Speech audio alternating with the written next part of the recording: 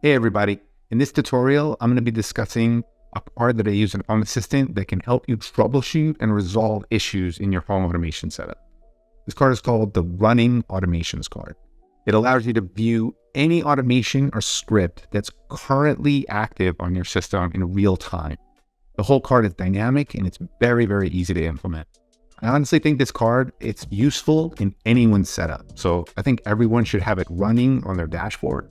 Maybe not in the main dashboard, but definitely in like the IT or the admin side. If you have an admin dashboard with tools to troubleshoot, that's where you want to put it. I have like a couple hundred scripts. For me, I have a lot of automations that take advantage of waits and delays and like offsets. So some of these, they're condition based and they wait for other devices or other sensors to sort of trigger a state, and then they continue on. So when things go wrong, some of these automations, they can just end up in this like permanent wait state. And that just takes up resources because the automation is just sitting there waiting, listening, and like hoping to react. So in order to run the card, you need two pieces of software. You need Hacks and you need the Auto Entities card. Installing Hacks is super easy. I'll leave links in the description. So to some YouTube videos. Once you have Hacks installed, just search up Auto Entities and then install that. The card, it's a special card by Thomas Loven that allows for dynamic views of entities based on like states or filters. Once you have these two pieces, there's code that I'll leave in the description. Just copy that code and just put it right into the card, and then it'll display any scripts or automations that are currently running.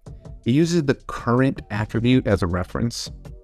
Basically, when there's an automation or script running, there's a current attribute it goes to 1 or 2, depending on how many instances of this script are running. So what we do is we just create a filter that's anything basically greater than 0, we know something's running, and that's what we display.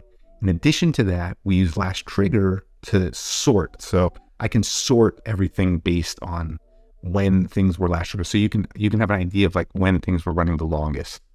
This feature has actually been around. I've been running this card since 2020. So the feature, the current attribute was released in 0.113.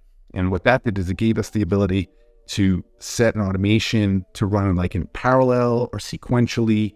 There were some other options, but to track all of this, the automations and scripts were given this additional attribute called current. And that's what we use for the dynamic view. So this is just a simple dashboard. So this is the Running Automations card. Right now there's a current automation running.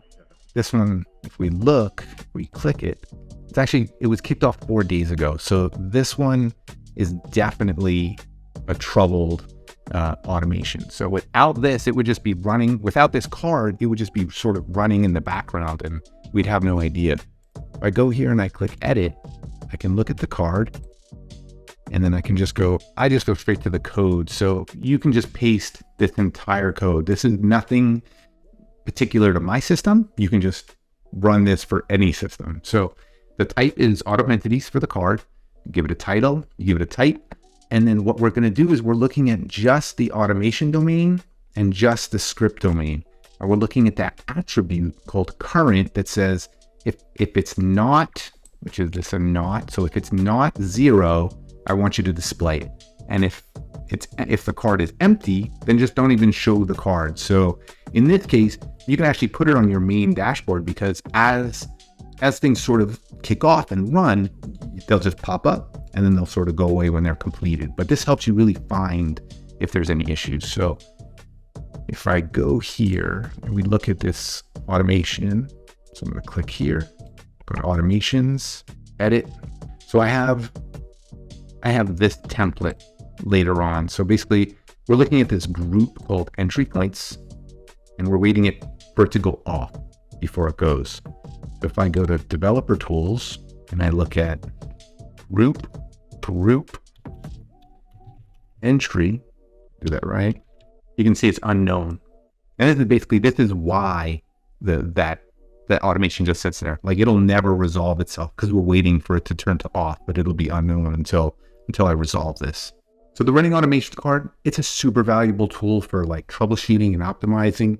I would encourage everyone to just go install this card. I think it's very, very useful in any setup. Hopefully you put it on your system and hopefully you find this. So like and subscribe, and thank you for watching.